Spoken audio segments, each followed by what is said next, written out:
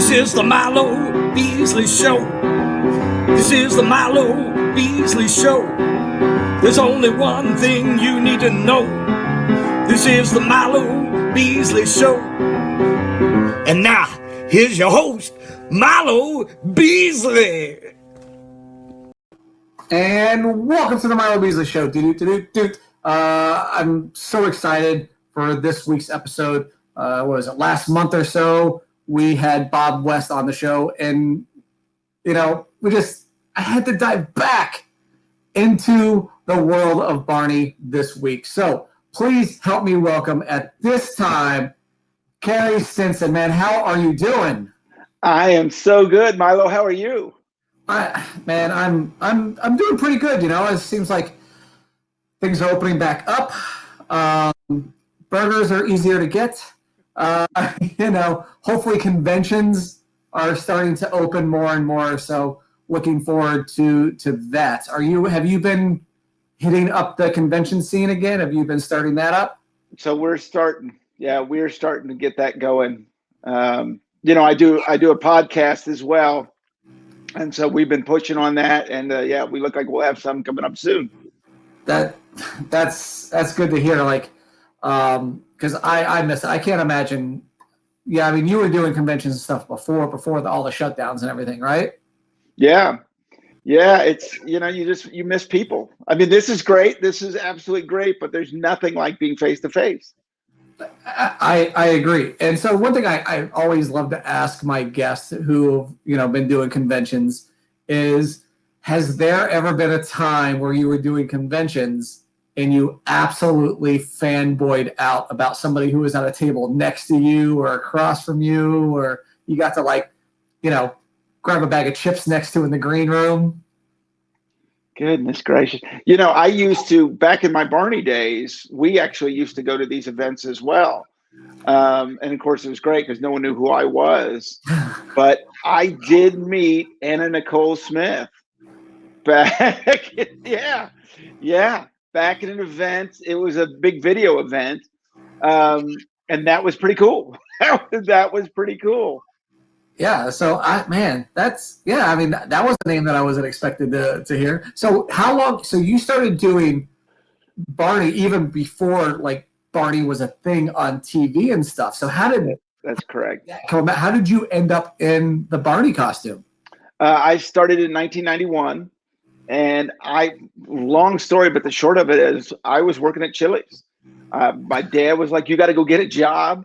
And the only thing they had at that time was a busboy. They said, if you do this for a couple of weeks, we'll move you up this and this and that. And I had been there for like a week, and a guy said, "Hey, can you work for me tomorrow morning? Because I need to be Barney." I was like, "What is Barney?" Because there was no TV show at that point. Right. And he said, "Hey, by the way," because I was a musician in college, because I know you've kind of been in the business. I'm leaving. I'm going off to college. You're going to need someone new. You should give this lady a call. I did. Took me a while, but I talked her to giving me a job because I'd never been in a costume. Right. And I did birthday parties for a year.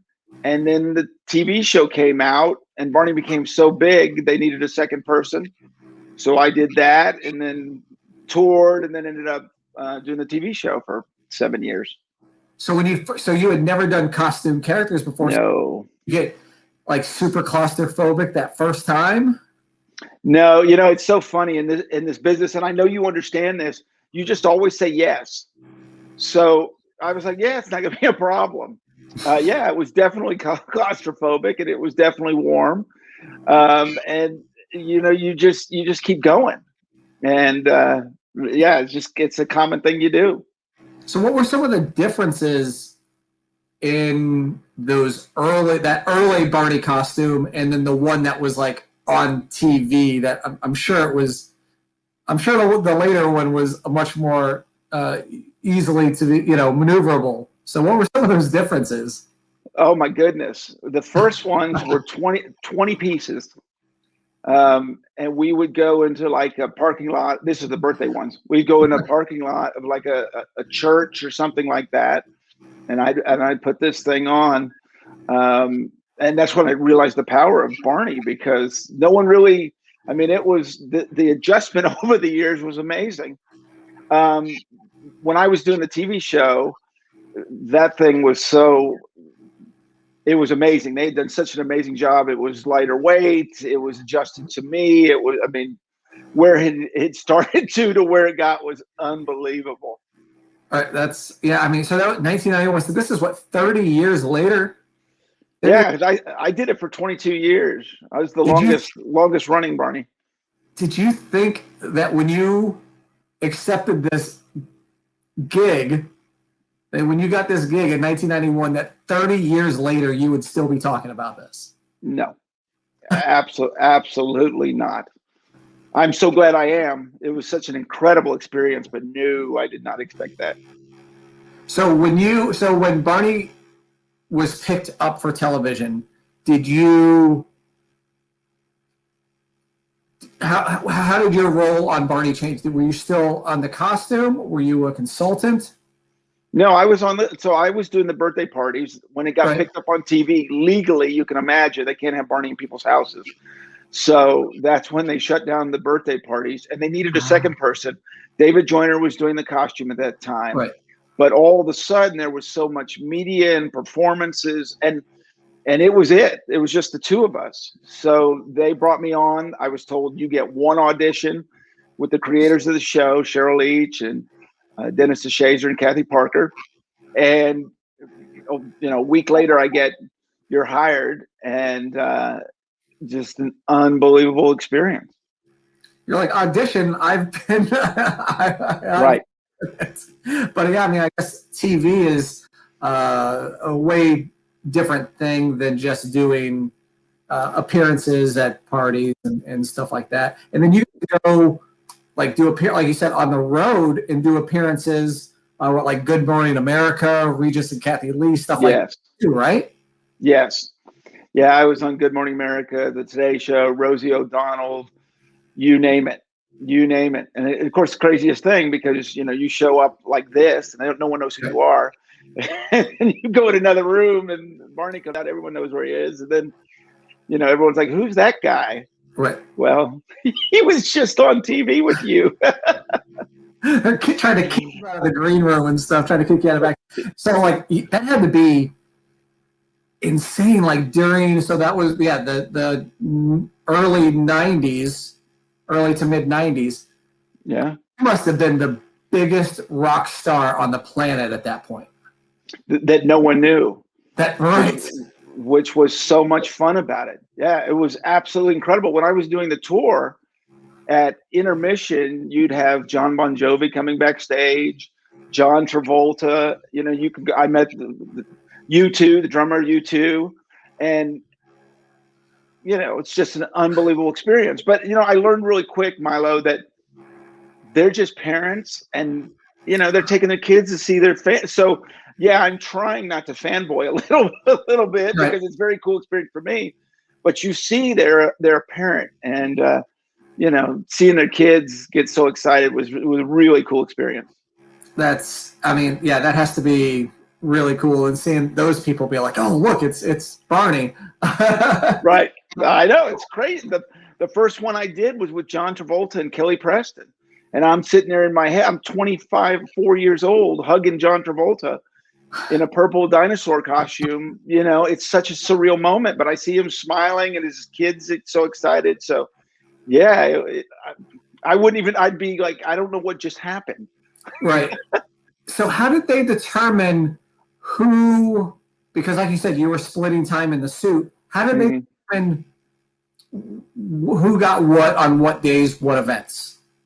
So David was exclusively doing the TV show at that time. And so now he would go out and do some of the events as well. I mean, he'd been on the Today Show and he had done some of those things as well, but it was really balancing our time, because the requests for Barney at that time were just crazy. So, and I did that for 5 years before I went and did the tours. I toured on Barney's Big Surprise and Barney's Musical Castle, and that was 9 months out of the year living on a tour bus. That's incredible. Like, the life of a purple dinosaur rock star. And then, but you did it, obviously, I've had Bob West on the show before. You didn't do the voice. So how hard was it? Because you didn't know what they were going to say. It'd be one thing if you had a track that, you knew what they were going to say. You could move, you could head sync, you knew what you were going to do beforehand. How hard was that with another person doing the voice live while you were trying to, give that voice a persona? Right. It's a real challenge. You just get really focused. You get really locked in and really focused, because obviously I'm in a 7-foot costume. There's kids, so you got to make sure you don't step on anyone, you don't scare anyone. Barney is real in everyone's mind, so you have to make him look real. You can't have someone hold your hand. You can't, they're talking to Barney, and then you're listening for this voice. But we got really in sync with each other. So, for Bob, for example, he would know if I was going to jump or if I wiggled my tail, what to do. And so we just really, over the years, developed this really close sync. That is awesome. Did you ever come close to trampling a child in the costume? No, but I fell several times, and that's what happens. If you see yourself going down, obviously you don't want to hit a kid, so right. you bail and right. and you go down but you obviously got to look out for the kids. So yeah, right. Because kids, you don't know what they're gonna do. Oh, so there are times where they you think they're going right, and they go left, and so yeah, I stumbled a couple times. Man, I can imagine falling would be quite dangerous. Did you ever get hurt while falling or even performing? Yeah, you get a little, you really are an athlete. You really are an athlete. You're talking between 50 and 80 pounds, that costume. You're in full sprints. You're doing, bell kicks and 360s and that kind of thing. So you're really, you're an athlete. You're a full-on athlete. So yeah, we had our little, nicks and bruises and things of that nature. But the show must go on. What was the longest amount of time that you were in the costume at once? I don't know if they'd want me to say this, but it was a long time. It was hours at a time. We were, as you can see from my tab, I'm very proud of Texas. I'm here in Texas right now. The show was done in Texas, which means we didn't have a union. We're not a union. We're a right to work state. So we were doing things. We were in a little bit longer than what you would have seen, like Sesame Street or things of that nature. Right. They always made sure we were safe and taken care of, and if we needed breaks, we could always take them. But you really built up an endurance. Doing the tour, I'm out on the stage for. It's a 90-minute show, so I built up such an incredible endurance that I could go for a long time. All right. So I'm gonna ask the question that I know everybody that is watching is thinking this right now. Okay. Did you have a diaper? No. Okay. So that was a thing. That was my question. Oh my God, I drank so much water because it's so hot, and now it's time to go, and I am in this costume. No, it's the other thing you can think. I'm sweating it out so much that you wouldn't believe. I would be drenched, absolutely drenched in sweat from doing that thing. So it was the opposite. It was going out that way. Probably a good way to maintain, weight loss. You could eat anything you wanted there and just sweat it all out. Workouts. Absolutely. Did you prefer the stage or the appearances, or did you prefer television? It would be the stage, and I love doing the TV show so much. I love doing the TV show, but it's the stage. There is nothing like going out in front of thousands. I talk about doing a show in Minneapolis. I did 4 what they called sing-alongs. So it was a 30-minute sing-along, Barney and recorded songs, and I'm going out in front of 16,000 people. There's nothing that can beat that, to hear 16,000 people singing the I Love You song. Right.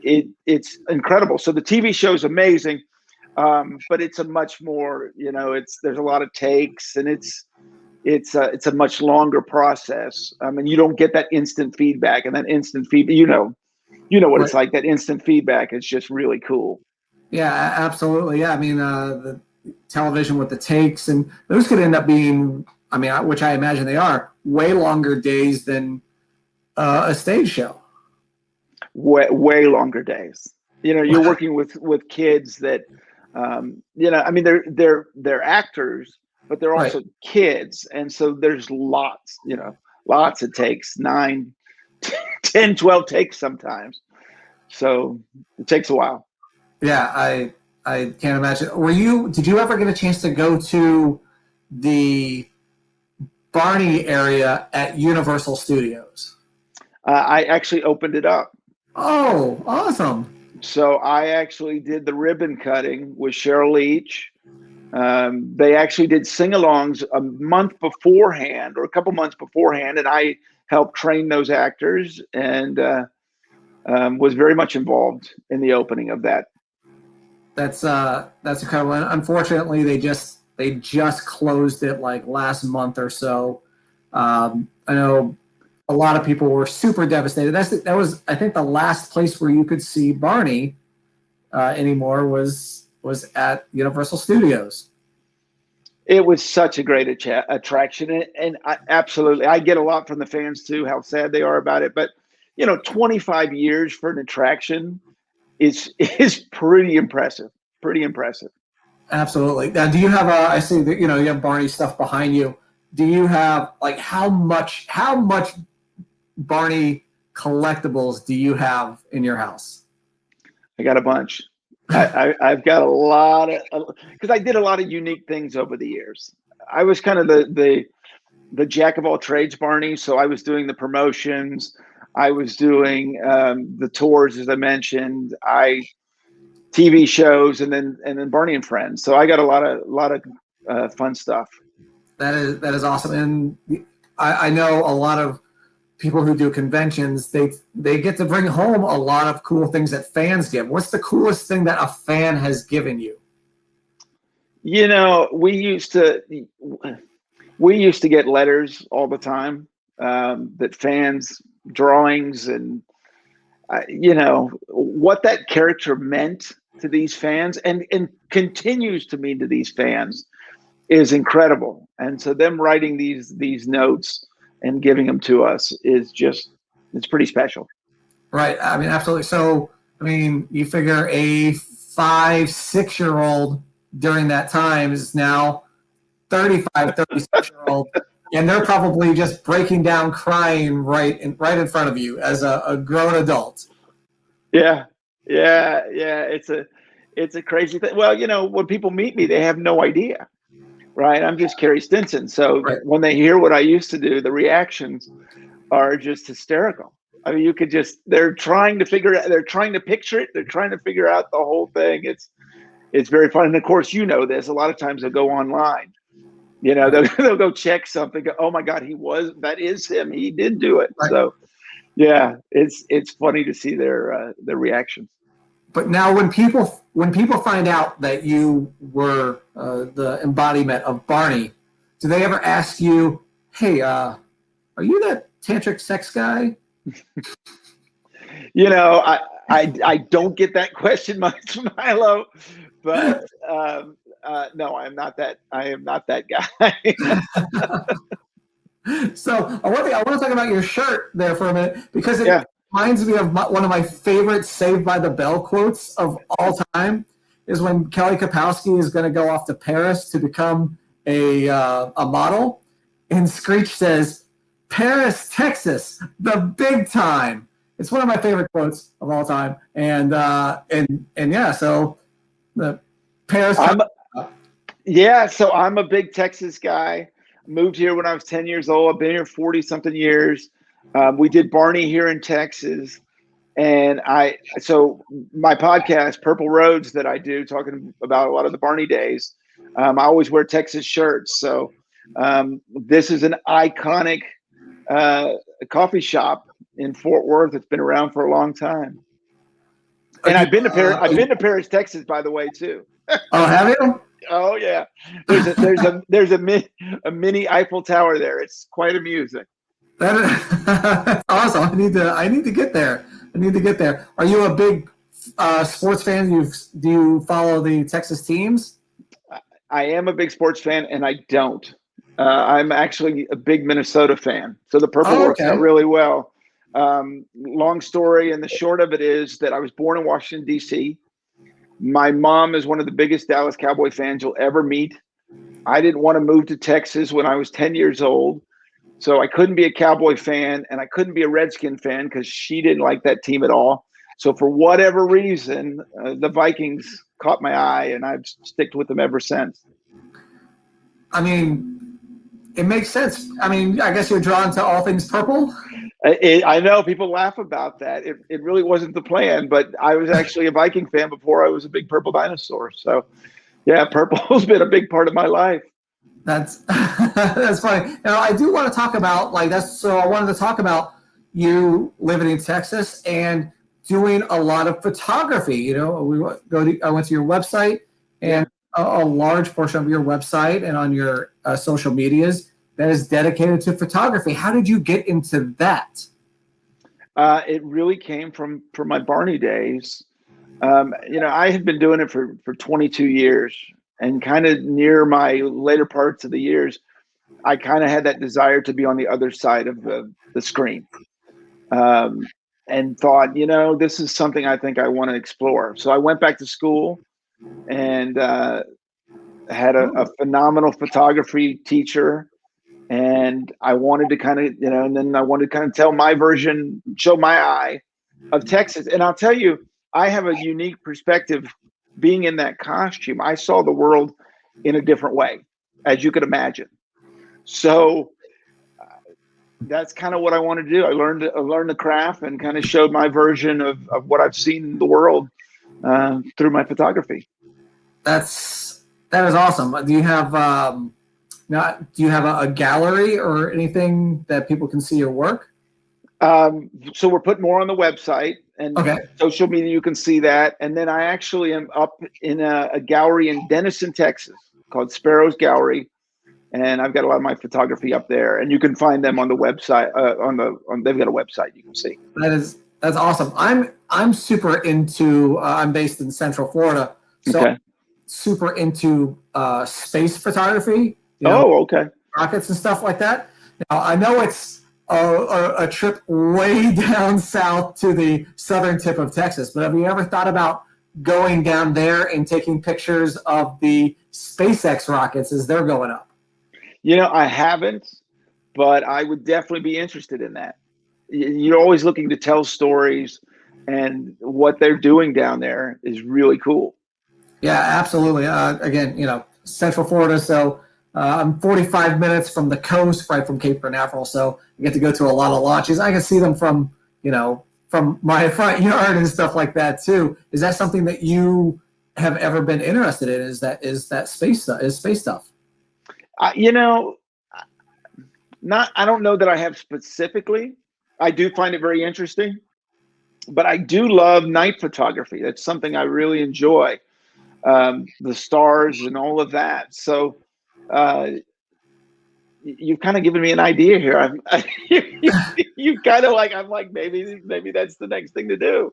Absolutely. Now, so, obviously Texas has some of the biggest cities, in the country, but there's a countryside. Is that so? Do you go out to? Are you able to get away from all the city bright lights to be able to take those night photography shots?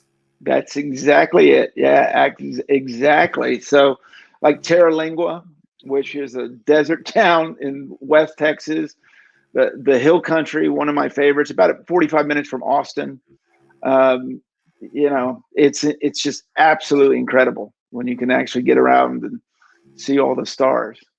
I mean, again, I'm Orlando, so there's right a bit of night pollution, but it's on some good nights, there's some really, really nice viewing. Now I also want to talk about your podcast a little bit. So this is like a second iteration of it, correct? Yes. Yeah, it is. And it's so funny. I'm listening to your opening of your show, Milo, and I was like, God, I need to step up my opening. I love that song. I was like, oh my gosh, I got to step that up. Yeah, I started out with Purple Tails. And I'm really Great interested how name, by the way. I love it. thank you. And I'm really interested in how you got started, because I just got asked to be on a podcast from a person who didn't even know my Barney history. He wanted me to come on and talk about photography. And he said, well, we'd love to talk about what you used to do. And I told him, he's like, can we please talk about that? I was like, yeah. So that's kind of, a friend and I started Purple Tails, and we were telling Barney stories. And then I just kind of felt like I wanted to get even bigger into this and talk with people, not only from Barney. And that's where Purple Roads came in. And because I've got connections with a lot of people over the years. So that's been, talking. I just had Matt Vogel on the other day, who played Big Bird. What? I had. I'm a huge Matt Vogel fan. Yeah, he's about to be on an upcoming episode. We had Dee Dee Khan from Shiny Time Station. Dee Dee Khan too? Dee Dee Khan, yeah. So we've had all these. Reach out to her. You got to check out Purple Roads, but yeah, absolutely. Well, I've worked with a lot of them, or I've had a connection with a lot of them over the years, and I wanted to, sitting on the Barney set over those years, we have these amazing conversations, and that's what I wanted to share. Let these people tell their stories, and I obviously have a unique perspective because I, what I did for all those years, and so I can ask kind of questions like Matt Vogel and I, as you can imagine, we can talk about things that a lot of people can't talk to. And I worked with Carol Spinney, who was the original Big Bird. So we have those connections, and it has been just such a joy. I never realized how much I'd love podcasting. I presume for you, as many shows that you've done, you've got to love it. Yeah. We just did our 300th. Oh, congratulations. Our 300th episode. I've been doing this for 7 years now. So wow. It is, I love hearing people's stories. I love hearing how they started and where they're at now, and that journey to get where they are now. Because a lot of times people aren't where they started off. Like you said, hey, you started off at a Chili's, you picked up you got a gig at a children's party, you ended up on television, and now you are enjoying life doing, your photography stuff, and now you're podcasting. It's a completely different spot from A, B, C, D, and I love hearing what that is about. And it sounds like your podcasts are very, very similar. So I'm definitely going to be checking those out. And I was watching this to do so. Right. Yeah. Of all the people, I can't really think of any of them that went into children's entertainment. They all ended up there, but that wasn't what they were looking for. They were an actor, they did a commercial, or they did a this and that, and then they got an audition, and next thing they know, they're iconic children's performers. But that is really interesting. And every week I learn something new, we can do research, right? But you're going to find out something you didn't know, which is real. Even with people that I've known for years, I'm like, you never told me that. So it's cool. Yeah, absolutely. All right. So I want to go into one of the first of our two mini games here on the Milo Beasley Show. Okay. First is called the Milo Beasley Show Frequently Asked Questions. I'm going to ask you the same 5 questions that I ask every single guest on the Milo Beasley Show. Okay. Question number 1. Who was your first celebrity crush? It's so funny. You probably won't know her when I mention it, but it's Caroline Ellis. And Caroline Ellis was on a show called The Bugaloos, which was a Sid and Marty Krofft show that only aired for 1 season. And I just had her on Purple Roads. We had to hunt her down to find her. And it was the coolest thing to actually talk to your first crush. That's that would be pretty amazing to be able to talk to. And it's funny, when I got her booked on the show, the guy that helped me book was like, I don't know who this is.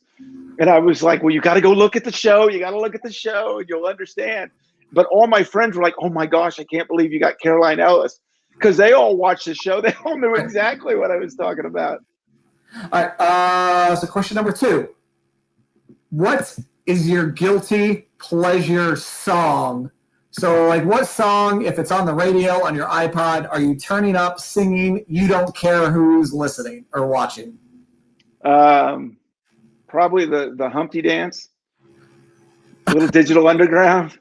Yeah, that's a good one. Yeah. Oh, that's a good one. I would definitely have fun with that. I could say, I would love to see Barney. I mean, it would have. But I would love to see Barney dancing to the Humpty Dance. All right, number 3. This is if you had to, if you're let got it. Would you rather fight 1 horse-sized duck or 100 duck-sized horses? So, do you think you could take a giant duck, or do you think you could take out the legion of tiny horses? I would go for the 1 giant duck. I'd like to know my opponent. Right. Yeah, you got 1. I mean, I got 1. I know I'm in trouble, but I got 1. But I got 1. Yeah, exactly. Yeah. I mean, I'm sure you've been surrounded by 100 kids, and you're like, oh man, if this goes bad, there's no way I'm getting out of it. That we've been in those situations. All right, question number 4. What is your favorite movie quote? Oh my gosh. Oh my goodness gracious. Goodness. You got me stumped on that one. There's so many coming about. God, I don't know. I can't answer that. I'm trying to think of my favorite movies. Give me a couple of your go-to movie quotes that you maybe use in just a random situation, a random daily situation. Oh my goodness. I was so ready for these. I thought I was ready for these questions until this. I don't know. I don't know. All right. Well, yeah, and I'll think about it. What's going to happen as soon as we end this? You're gonna be like, "Oh my gosh, I should have said this one." Right. Right. I keep thinking Arnold Schwarzenegger. I'll be back. Terminator is what keeps coming in my head, but you wouldn't be the first person to say that on the show. That's a popular one. Well, it's pretty iconic. Absolutely. All right, and then our last question is a fill in the blank. It would be, I would be a millionaire if I had $1 every time someone asked me if it was hot in that costume.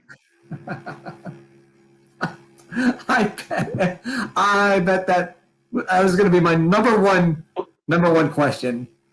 So, oh yeah, maybe way more than a millionaire. Hey,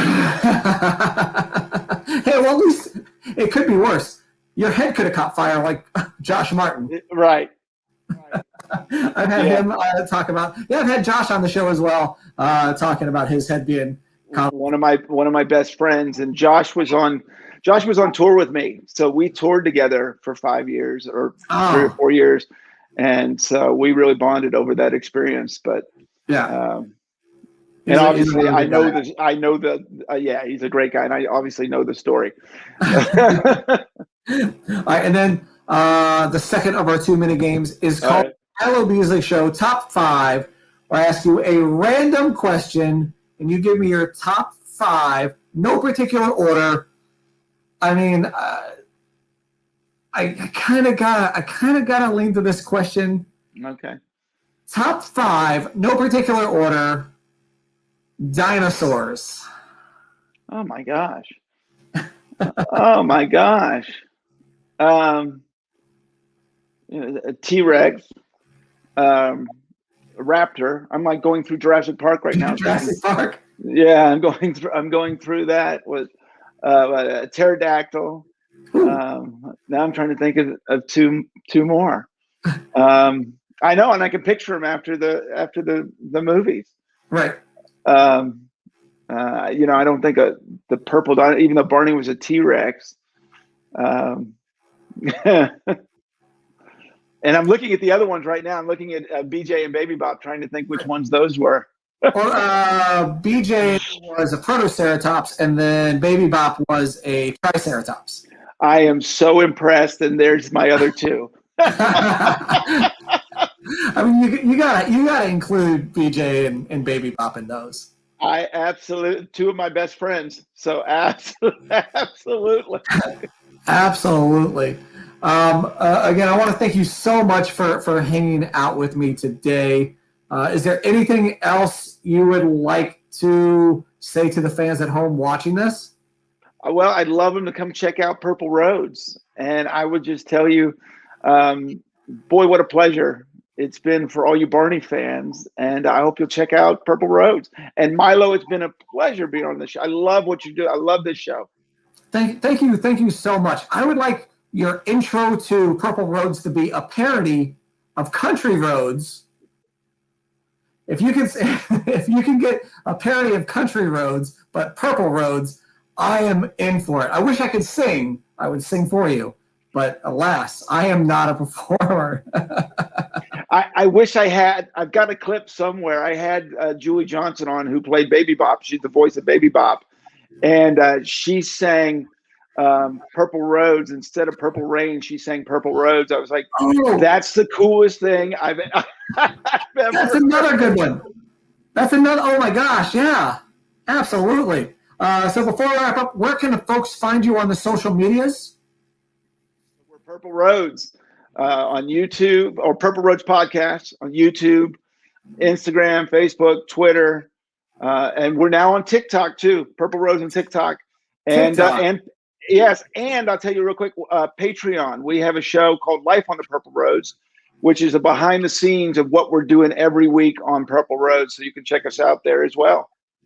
Awesome. Well, again, thank you so much for hanging out with me today. Again, please go check out Purple Roads. I'm excited for the Matt Vogel episode, to be perfectly honest. I love them. And then, of course, Didi Khan, I'm excited to listen to that as well. So, again, Carey, thank you so much.